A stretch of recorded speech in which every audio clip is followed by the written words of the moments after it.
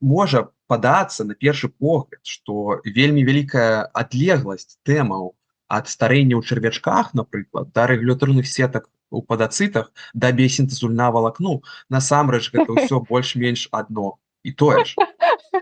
Да, гэта гучыць дзіўна і смешна, але гэта так.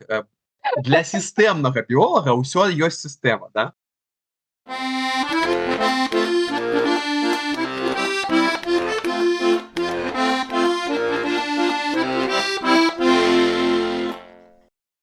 Вітаю! Я Аня, і я біалагіня. Вітаю, я Тимофей, і я даследую біялогію. І гэта падкаст «Біябурбалка», у якім мы адказваем на простыя і складаныя пытанні пра біялогію і навакольнае асяроддзе. У першым выпуску гэтага сезону мы вырашылі распавесці пра біёлагаў лаўрэату сёлетняй Нобелеўскай прэміі. Ім далі прэмію за адкрыццё мікраРНК і яе ролі ў посттранскрыпцыйнай рэгуляцыі генаў.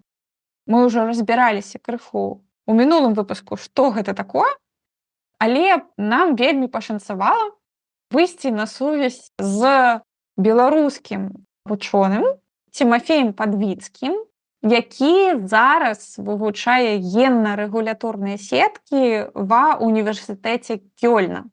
І мы спадзяемся, сёння ён нам раскажа больш цікава і падрабязна пра тое, што такое рэгуляцыя працы генаў і навошта яе вывучаць. Супер, все так. Толькі, канешне ж, пачнем мы не з гэтага, а традыцыйна пачнем мы з апытанкі біёлагаў, як яны дайшлі да жыцця такога, што іх пацягнула на біофак і як зараз складваецца іх навуковая кар'ера. Раскажы, Тимофей, чаму ты вырашыў стаць біёлагам? Як заўжды, трэба глядзець у дзяцінства, да, у самы ранні перыяд развіцця. Мабыць, кожны чалавек у пэўны момант жыцця зразумеў, што мы не вечныя і што людзі паміраюць, жывёлы паміраюць, і што мы таксама калі-небудзь памрэм.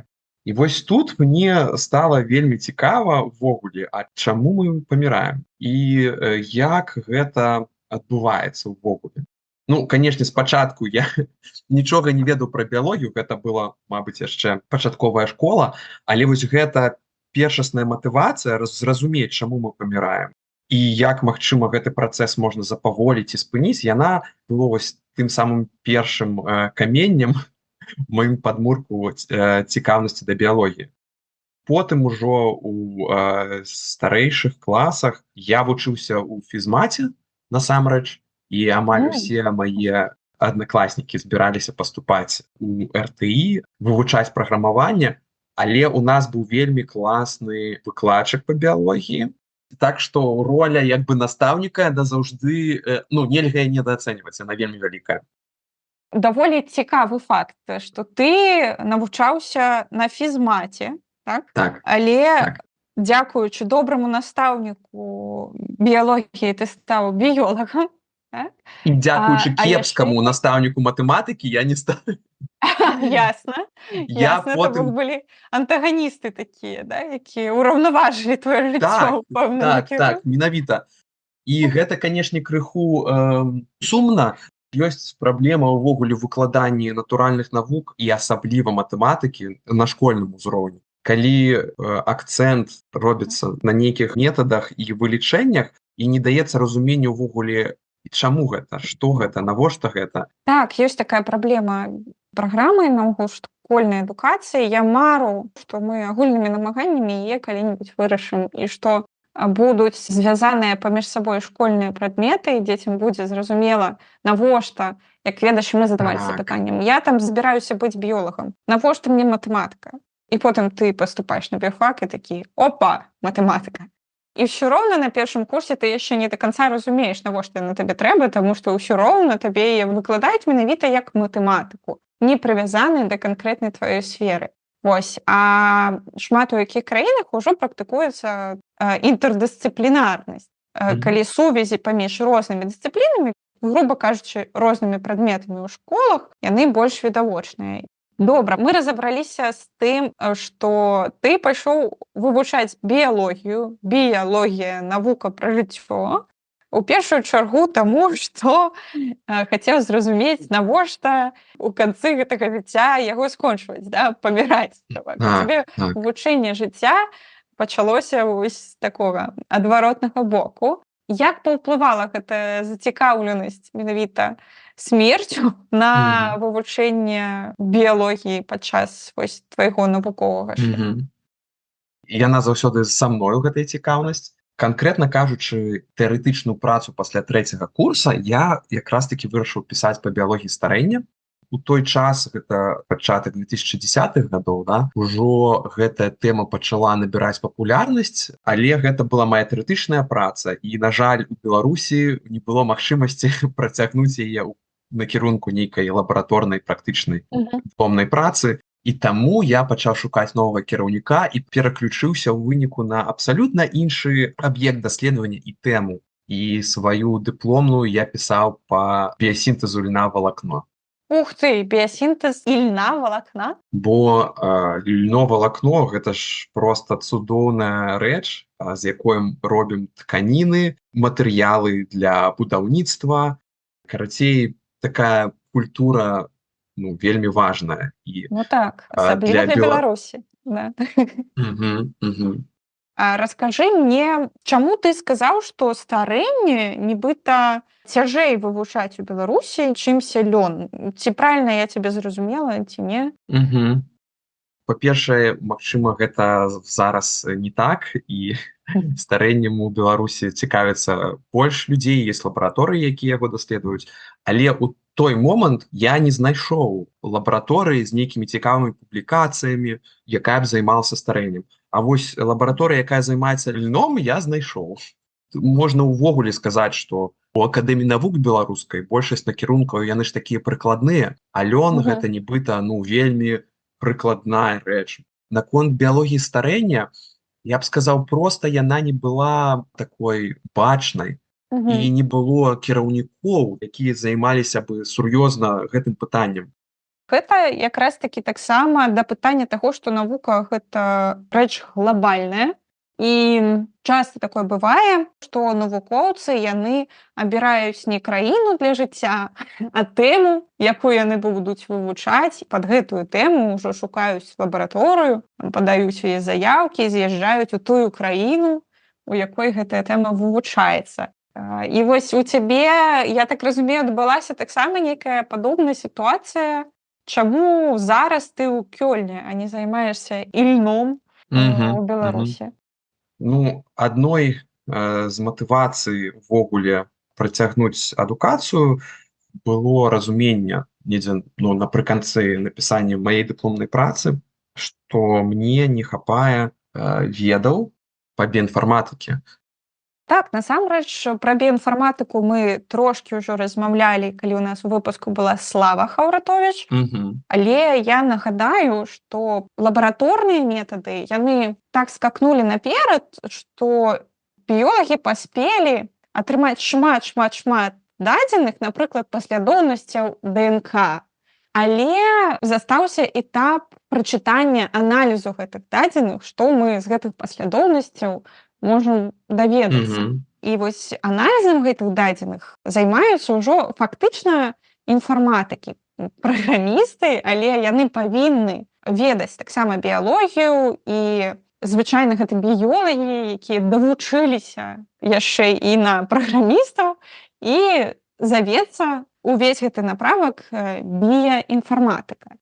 І ёсць нават такое падзяленне, такі слэнг сярод біёлагаў на мокрую і сухую лабараторыю. Мокрая лабараторыя гэта калі ты працуеш з прабіркамі, менавіта з хімічнымі рэчывамі, а сухая лабараторыя гэта калі ты аналізуеш дадзеныя, якія атрыманыя ці тваімі супрацоўнікамі, ці нават вучонымі з іншых розных лабараторый, і яны захоўваюцца ў міжнародных базах дадзеных.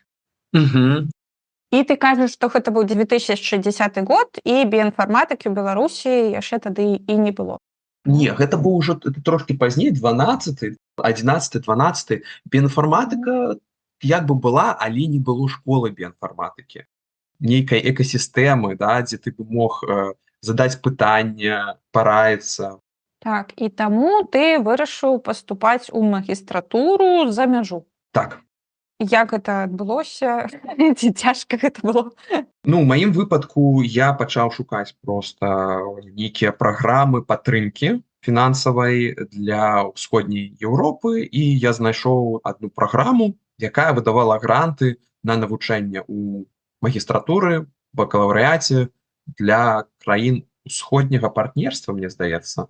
Тады гэта так называлася. Я знайшоў інфармацыю ў інтэрнэце, падаў усе дакументы неабходныя, прайшоў там некалькі цыклаў інтэрв'ю, спачатку онлайн, потым у фізічнай прасторы, і атрымаў гэтую падтрымку фінансавую. Я вучыўся ў Швецыі, і ў Швецыі навучанне для неграмадзян Еўразвяза платнае. Мне патрэбна была гэта фінансавая падтрымка, каб аплачваць навучанне, але я не ведаю сітуацыю зараз, мне здаецца, напрыклад, у Нямецчыне шмат якія праграмы, яны бясплатныя нават і для неграмадзян Еўразвяза. Так, праграмы існуюць, і нават з улікам усёй невясёлай сітуацыі ёсць праграмы падтрымкі менавіта беларускіх студэнтаў. Так. Скажы тады, калі ласка, яшчэ пра мову, таму што вось ты сказаў Швецыю, я такая, а на якой мове ты там навучаўся наогул? Я на ангельскай мове навучаўся, і я вучыў шведскую таксама, але гэта была мая ўласная зацікаўленасць. Гэта не было патрабаваннем уступа і навучання ў Швецыі. Зразумела. То бок, яшчэ раз я хачу проста падкрэсліць для людзей, якія зараз вось збіраюцца паступаць ці там вучацца ў школе і думаюць, навошта ім ангельская. Дык вось ангельская гэта міжнародная мова камунікацыі. І нават, каб вучыцца ў Швецыі, ангельскай хапае. Калі вы будзеце працаваць нават у Беларусі, не з'язджаючы нікуды, шмат літаратуры. Слухайце, ну немагчыма напісаць нават працу курсавую без чытання англамоўных артыкулаў. Ты вернемся. Скажы, вось навучаўся ты ў магістратуры ў Швецыі, а зараз ты ў Кёльне. Як так адбылося, што ты ў Швецыі трапіў у Кёльн, і ці адна і тая ж гэта тэма даследавання? Я трапіў у Кёльн, калі прыйшоў час пісаць магістарскую, і я пачаў шукаць тэмы, лабараторыі, і зноў-такі ўзгадаў пра сваю зацікаўленасць старэннем. Ну, я проста забіў пошук даследавання старэння у Еўропе, групы, якія гэтым займаюцца, і адно з першых месцаў, дзе мне адказалі, гэта быў універсітэт Кёльна. Гэта група, дзе я і па сённяшні дзень працую. І такім чынам я пісаў працу у Германіі, магістарскую, хаця у меня было два кіраўніка, адзін у Швецыі, адзін у Германіі, і параніўся я ў Швецыі. Але непасрэдна моя праца была ў Германіі. Слухай, а ты вяртаўся, вось павучыўся ты біінфарматыцы, і што, і вырашыў, што ўжо і добра жыць у Европе, ці вяртаўся? Слухай, я вяртаўся. У меня ж была адпрацоўка, як, мабыць, у большасці людзей, якія на бюджэце вучыліся. І я, як законапаслухмяны грамадзянін, мусіў адпрацаваць пэўны час. Дарэчы, калі у меня была магістратура 1 год, і гэта была моя камандзіроўка доўгатэрміновая. Мы так дамовіліся, што я... Так. То бок это насамрэч мне ў адпрацоўку было залічана. Але мне яшчэ 1 год заставаўся, і я вярнуўся працаваць у інстытуце генетыкі і цыталогіі, дзе я пісаў як бы дыплом, і быў добрыя стасункі з кіраўніком навуковым. Вось гэта цікавая праца па льну, і даволі плённа мы яшчэ пасупрацоўнічалі. Можа быць, я як бы і застаўся ў Беларусі працаваць, але, ну, па-першае, гэта, канешне, матэрыяльны стан жахлівы, і другое, ўсё ж такі адсутнасць той самай школы біінфарматыкі, бо я адчуў як бы гэты смак біінфарматыкі, так мовіць, але я таксама зразумеў, наколькі шмат я не ведаю, і колькі мне яшчэ трэба вучыцца. І таму ты вырашыў, што ўсё ж такі трэба вяртацца ў Кёльн? Так, і таму мой план быў першапачатковы такі, што я вернуся ў Кёльн, што я напішу там сваю працу і потым вернуся ў Мінск. Вось. Ён не зусім спрацаваў, але да апошняга моманту я спадзяваўся, што гэта магчыма. Калі будзе магчымасць вярнуцца ў Мінск, ты гатовы зрабіць у Мінске школу біаінфарматыкі? Слухай, я не то, што гатовы, ну, як бы я буду першы ў шэрагу. Ох ты. Але з улікам развіцця ўвогуле тэхналогій і ўсяго, я б, мабыць, нават сышоў больш у адукацыю школьную і менавіта вось падрыхтоўку людзей, якія здольныя незалежна мысліць, бо гэта як бы грунт, на якім расце потым усё, і навука, і тэхналогія, і інжынерыя. Без гэтага нічога не будзе. Мяне цікавіць гэтая тэма. Хаця, канешне, і навука, і навуковыя даследаванні ў Беларусі, я спадзяюся, расквітнеюць, прыйдзе час. Бо, ну, відавочна, што патэнцыял класны. Так, я не спадзяюся, я гэта ведаю. Добра. Пагаварылі пра філасофскія тэмы. Давай перайдзем тады на тэмы навуковых тваіх даследаванняў. Ты расказваў, што ў магістарскай ты закранаў нейкім чынам, як ты яго назваў? Caenorhabditis elegans. Але мы можам яго называць як заўгодна, таму што гэта латынь, і ангельскае вымаўленне гэта не канон. Так, чарвячок гэта круты. Вывучэнне яго прынесла прэмію 3 нобелеўскім лаўрэатам. Раскажы, чаму ты ім займаўся і чаму ён круты для вашых даследаванняў? Ну, я ім займаўся, таму што гэта такая агульна прынятая мадэль для даследавання розных біялагічных працэсаў, ну, у тым ліку старэння. Ён такі класны, таму што яго вельмі лёгка падтрымліваць у лабараторыю, і таму што ён так доўга ўжо выкарыстоўваецца для даследаванняў, ён вельмі класна даследаваны. Па-першае, у яго фіксаваная колькасць клетак у арганізме, і літаральна кожная клетачка, мы ведаем, дзе знаходзіцца, якую функцыю выконвае.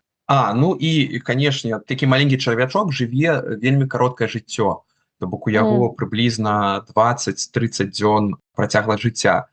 І, адпаведна, калі ты даследуеш старэнне, гэта вельмі зручна, таму што ты можаш лёгка нават там, ну, на працягу сваёй магістарскай паставіць нейкі эксперымент. Я вывучаў змяненне актыўнасці генаў у старэючай папуляцыі чарвячкоў.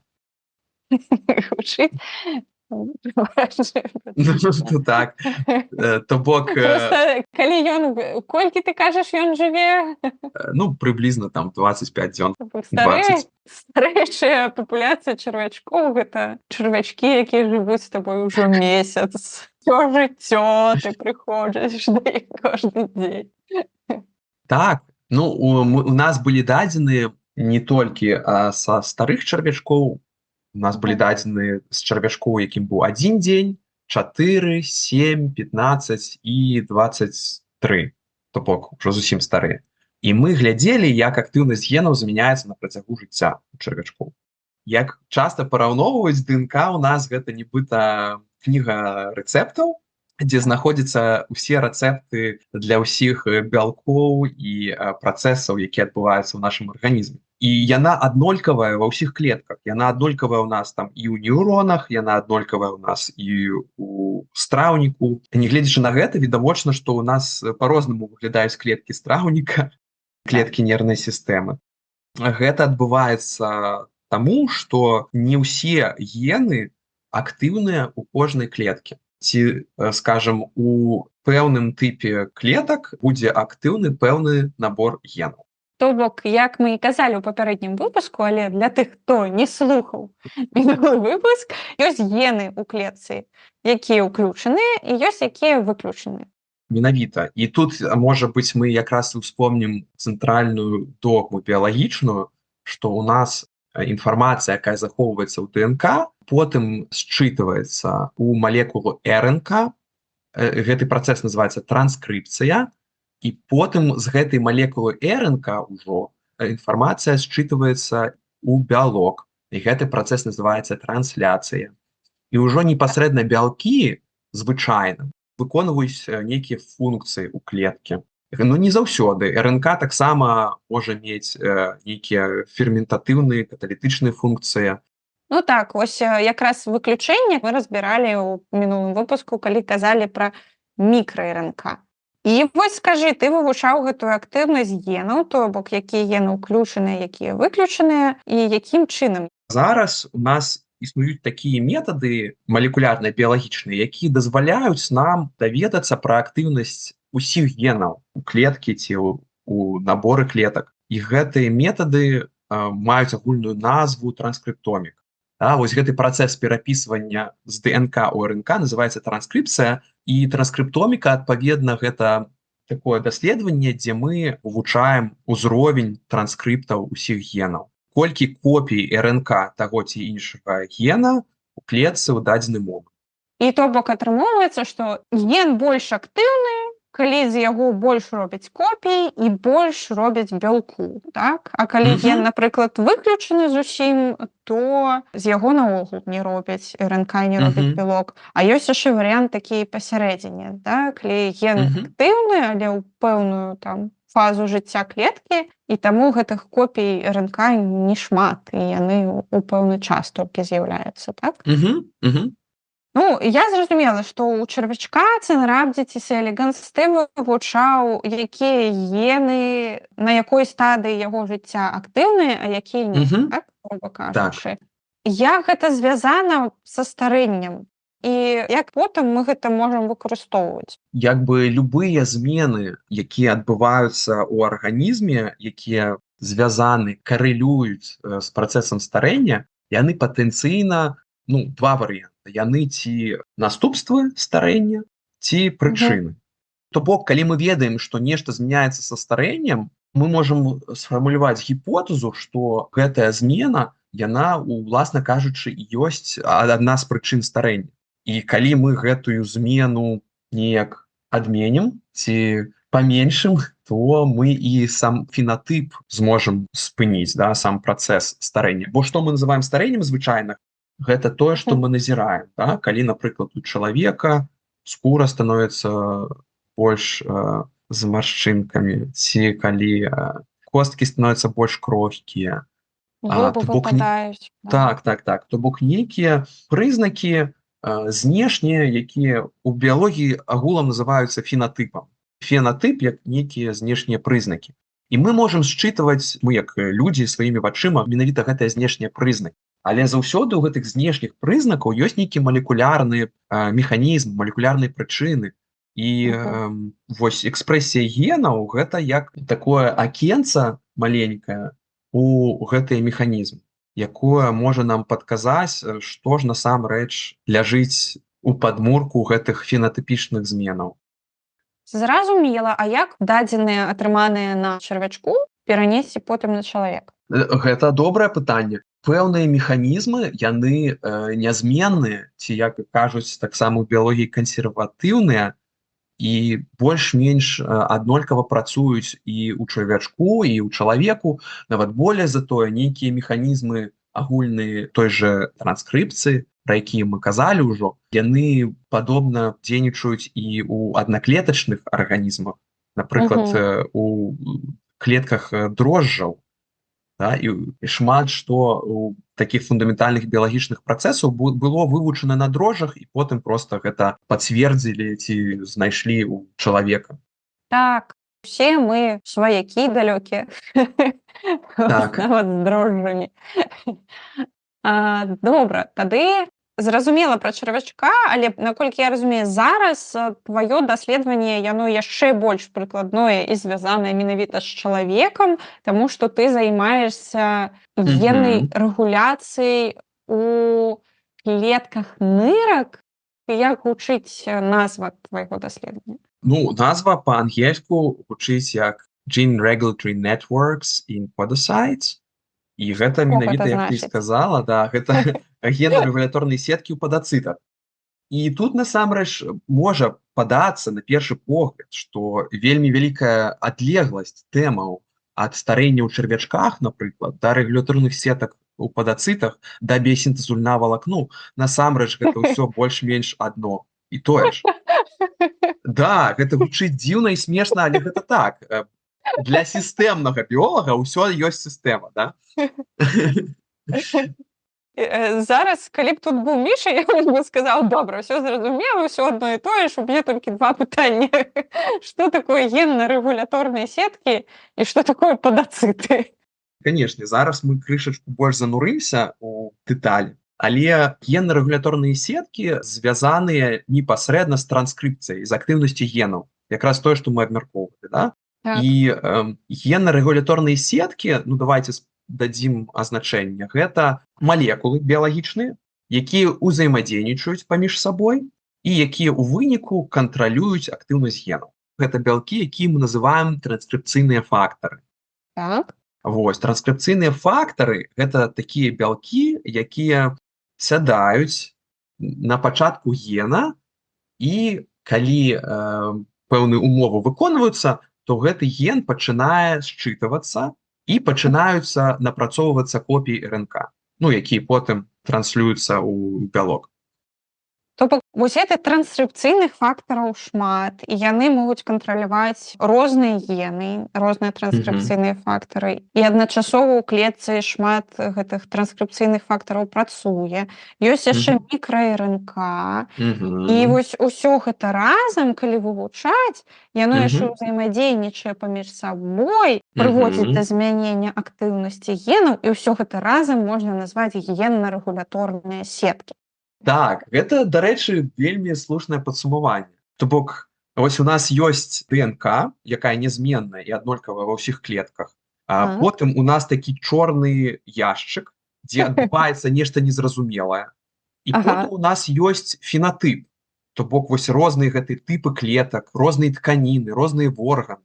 І як мы ад гэтай аднолькавай ДНК прыходзім да ўсёй гэтай разнастайнасці, прычым дынамічнай разнастайнасці, таму што мы ж яшчэ і адказваем на інфекцыі і расцем ці змяняемся. Вось гэта якраз чорны яшчык мы і спрабуем апісаць як генна-рэгулyaторную сетку. Ну, канешне, вы взяліся не за лёгкую справу. Не лёгкую. А як вы гэта робіце? Зразумела, што вы ж не проста апісваеце чорны яшчык. Хто б вам даў грошы апісваць чорны яшчык? Вы ставілі нейкія канкрэтныя больш-менш перад сабой пытанні, так?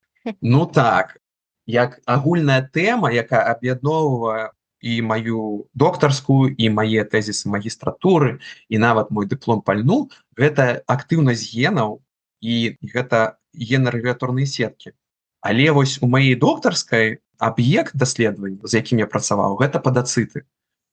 І падацыты – гэта спецыялізаваныя клеткі, якія знаходзяцца ў капсуле Боўмана. Капсула Боўмана, хто памятае з біялогіі школьнай, гэта такая функцыянальная адзінка нырак, дзе адбываецца фільтрацыя першасная крыві і утвараецца першасная мача. Давай скажем, што такое ныркі, таму што шмат хто навучаўся па-руску. Ныркі, па-руску почкі. У жывёл ныркі гэта органы, якія выконваюць функцыю фільтрацыі крыві. Ад усялякіх шкодных рэчываў, якія атрымліваюцца ў нас падчас нашай жыццядзейнасці. Вось мы яму ежу, змагаемся з вірусамі і гэтак далей, і сляды ўсіх гэтых працэсаў, яны застаюцца ў нашай крыві ў выглядзе нейкага малекулярнага смецця. І вось гэта смецце, яно для нас не карыснае, яго трэба выводзіць. І ў нас ёсць для гэтага спецыяльная сістэма выдзялення, да, мочавылучальная сістэма. Мы вылучаем мачу, і мача – гэта вада, плюс усялякія шкодныя рэчывы, якія назапасіліся ў нашым арганізме, іх трэба выкінуць. І вось вада гэтая, яна бярэцца з крыві. Ну вось, як бы мы хочам вывесці смецце, але мы не хочам, каб бялкі, якія таксама знаходзяцца ў крыві, якія карысныя, выконваюць там важныя функцыі, каб яны таксама з гэтым смеццем выдаліліся і перайшлі ў мачу. То бок, падацыты, яны сядзяць вось гэтай капсуле Боўмана, і яны абгортваюць маленькія капіляры кравяныя і утвараюць сваімі ножкамі, атросткамі такую структуру, якая падобная нібыта на маланку, то бок яны так адзін у адзін заходзяць, гэтыя ножкі, і вось паміж імі бялкі спецыяльныя выстройваюць фільтрацыйны бар'ер. Ці правільна я разумею, што ныркі працуюць так, у іх кроў падаецца пад ціскам, і падаецца спачатку ў вялікіх сасудах, а потым гэтыя сасуды ўсё змяншаюцца да маленькіх капіляраў. да? Мгм. І ў гэтых капіляраў тонкія сценкі, і гэтыя капіляры абгортваюць спецыяльныя клеткі падацыты, у якіх Мгм. ножкі. Я Мгм. зараз зразумела, што таму яны падацыты і называюцца, таму што подас это ножка па латыні. Вось. Так. І значыцца, яны абхопліваюць гэтымі ножкамі гэтыя капіляры. Гэтыя ножкі так зашчэпліваюцца, нібыта замок, да, Мгм. маланка. І за кошт вось гэтага ціску крыві, за кошт таго, Мгм. што туды кроў паступае, яна Мгм. вымушана неяк прасочвацца, да, Праз прамежак, праз шчэліны паміж ножкамі, да, яна Ага. прасочваецца. То бок яна прасочваецца праз сценку капіляраў, а потым яшчэ праз шчыліны паміж ножкамі цячэ. Так, так. І у капілярах застаюцца ўсярэдзіне патрэбныя бялкі вялікія, Мгм.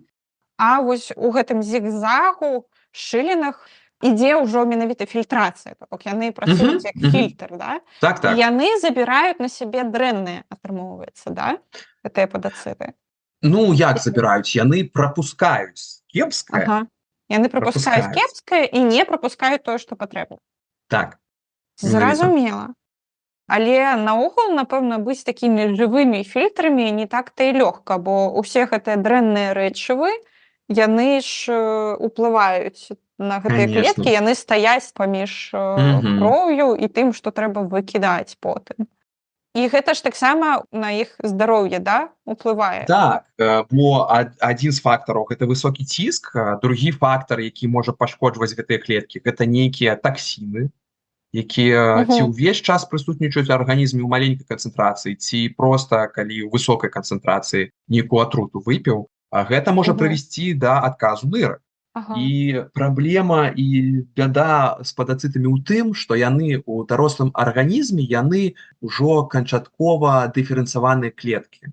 Яны не Ага. дзеляцца, не аднаўляюцца. То бок, калі адна памрэ, то новая на іх змену ўжо не прыйдзе. Так, не прыйдзе. І як вынік пашкоджання гэтых клетак, ну і таксама ў працэсе старэння, напрыклад, яны губляюць вось сваю форму гэтую з ножкамі, ножкі ўцягваюцца, і потым Ага. урэшце гэтыя клетачкі адрываюцца ад капіляраў і змываюцца з мачой. То бок яны Просто. перастаюць абдымаць капіляры Так, і адлятаюць. Да? так. Гэта вельмі драматычны лёс, насамрэч. Так, змагацца за свой вялікі арганізм, а потым проста... Так.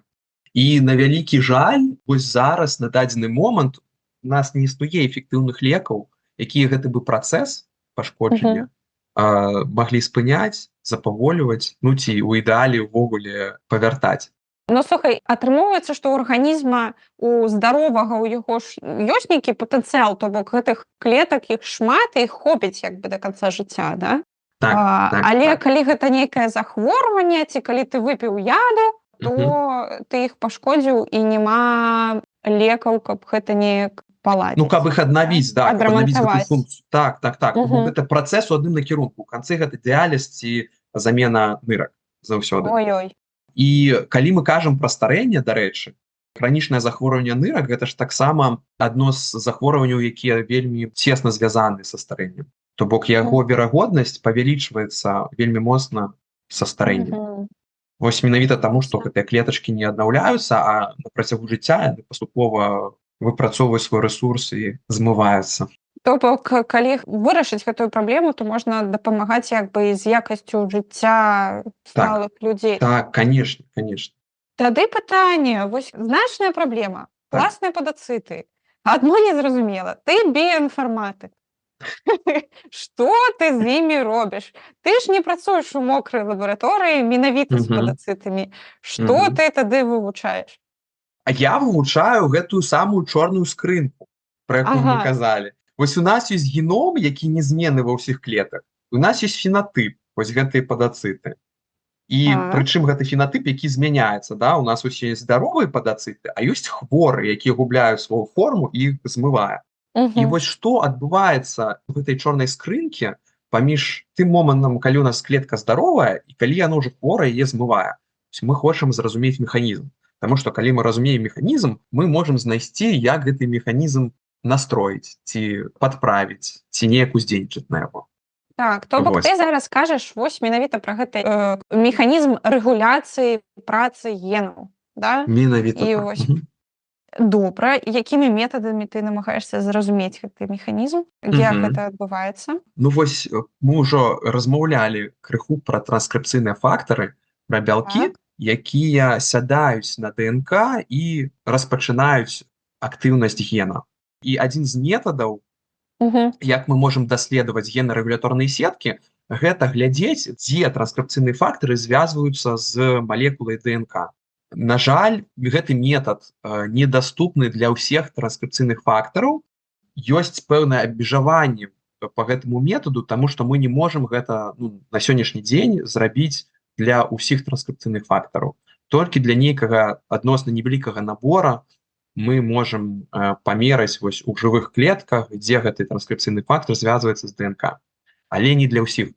Няма магчымасці, няма там рэактываў неабходных распрацаваных, каб зрабіць гэта з усімі транскрыпцыйнымі Ага. фактарамі. Да таго ж гэта вельмі дорага і працаёмка. І Мгм. нават калі б тэарэтычна яны былі, гэта быў бы вельмі дарагі праект. Вось. Зразумела. Но тым не менш, у нас вось ёсць гэтыя дадзеныя для 2-3 транскрыпцыйных фактараў, а далей мы можам выкарыстоўваць іншыя дадзеныя, іншыя эксперыменты, каб далей разблытаваць і будаваць нашы сеткі рэгуляторныя. Напрыклад, адзін з метадаў гэта ацэнка адкрытасці малекулы ДНК. Справа ў тым, што малекула ДНК звычайна ў клеткі знаходзіцца ў такім скрушаным стане, і большасць ДНК неактыўная. Як мы ўжо казалі, у пэўным тыпе клетак, у пэўнай клеткі актыўная толькі невялікая частка генаў, Мгм. і адпаведна толькі гэтая частка ДНК, дзе гэтыя гены знаходзяцца, яна адкрытая, яна разблытаная. Вось, таму што яны распрамляюцца трошкі, каб туды маглі сесці розныя транскрыпцыйныя фактары, бялкі, так, ферменты Мгм. і распачаць гэтую актыўнасць. І гэта не дае нам непасрэдных наўпроставых дадзеных па звязванню транскрыпцыйнага фактара з ДНК, але Мгм. калі мы ведаем вось гэтыя адкрытыя часткі, мы Мгм. можам далей іх прасканіраваць. Справа ў тым, што ў кожнага транскрыпцыйнага фактара можна эксперыментальна прааналізаваць і даследаваць, на якую паслядоўнасць ДНК гэты транскрыпцыйны фактар садзіцца, з якой паслядоўнасцю ДНК ён звязваецца. Ага. Вось.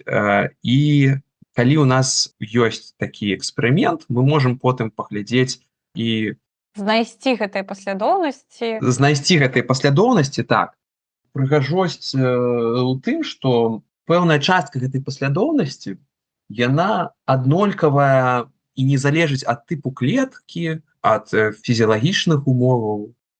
То бок, ці правільна я разумею, што вось ёсць транскрыпцыйныя фактары. Гэта бялкі, якія даюць як бы ферментам клеткі сігнал пра тое, што менавіта гэты ген зараз трэба счытваць. Ён павінен працаваць. І гэтыя бялкі яны садзяцца на ДНК, але яны садзяцца не проста абы-дзе, а яны садзяцца на нейкую канкрэтную паслядоўнасць у гэтым гене, то бок Менавіта. нейкую канкрэтную паслядоўнасць ДНК. Ага, і даволі універсальная для розных клетак. Для клетак вось тых жа нырак падацытаў, што ты вывучаеш, і для там нервовай сістэмы, да, ці... Ну так, напрыклад. Ага. Так. І вы, значыцца, бярэце дадзеныя пра тое, дзе адкрытая ДНК, Так. якія атрымалі наогул іншыя навукоўцы у іншых лабараторыях і проста выклалі ў базы дадзеных. Па адкрытай ДНК гэта нашыя дадзеныя, таму што яны мусяць быць, па-першае, спецыфічнымі, то бок менавіта з падацытаў, таму што ў кожным тыпе клетак і нават у падацытаў хворых і здаровых гэта карціна, часткі ДНК адкрытыя будуць крыху адрознівацца. А вось дадзеныя па гэтых матывах, паслядоўнасцях караценькіх транскрыпцыйных фактараў, вось гэта дадзеныя, якія напрацаваны на працягу шмат год безліч лабараторый.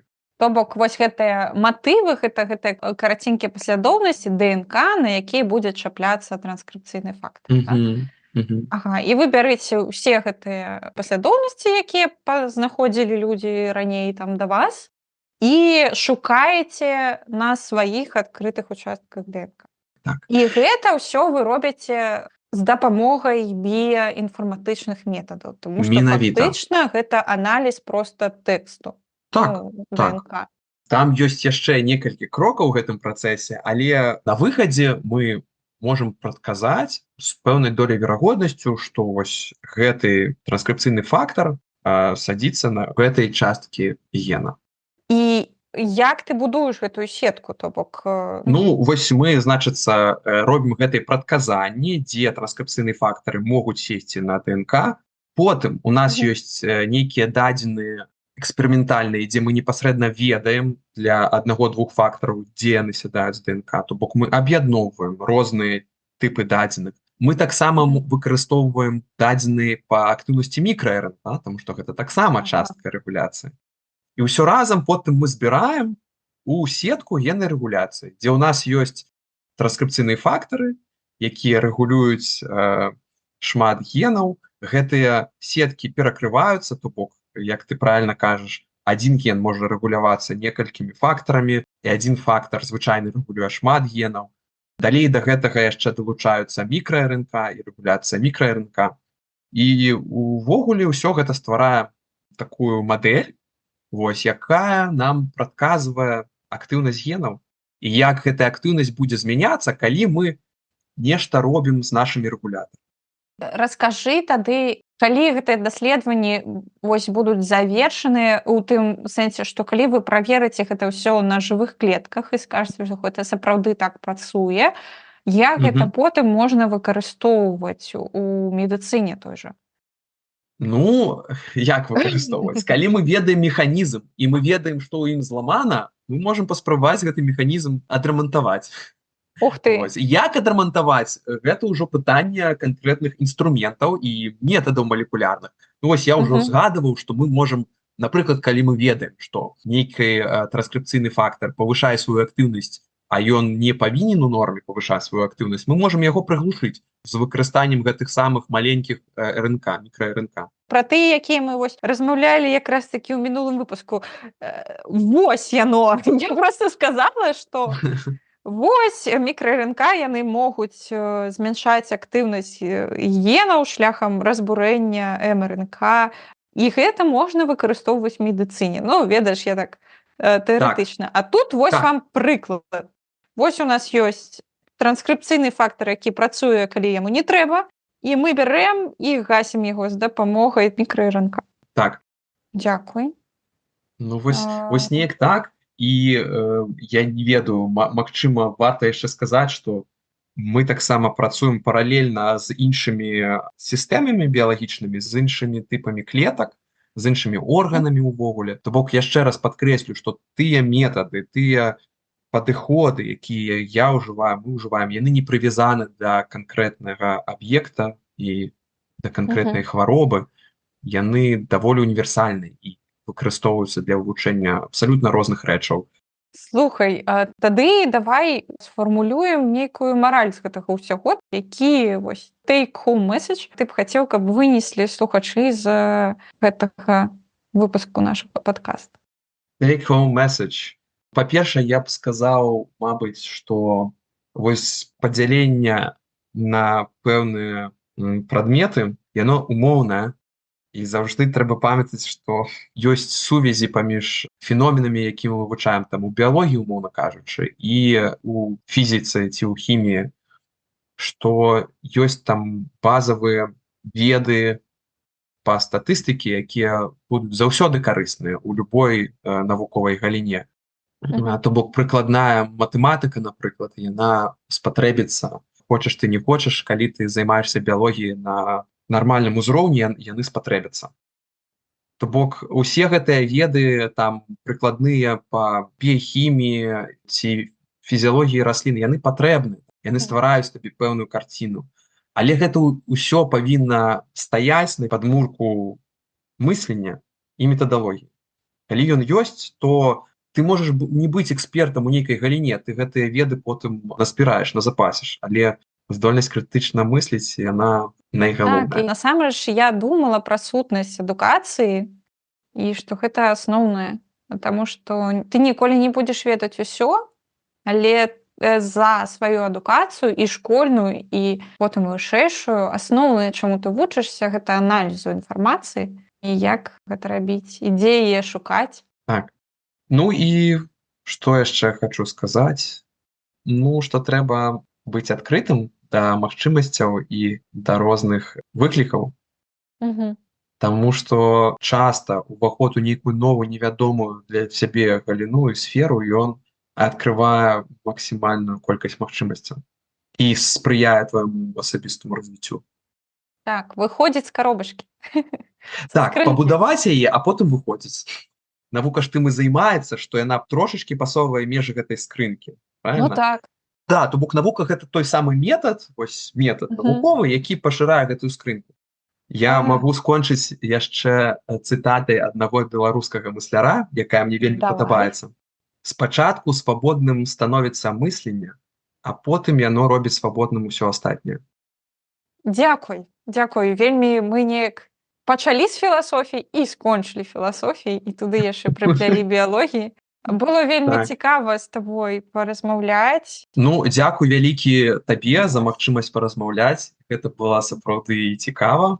Так што шчыры дзякуй і поспехаў вам. І я думаю, ты таксама паслухаеш, потым што Мгм. атрымалася. Абавязкова. Да пабачэння! Дзякуй, да сустрэчы.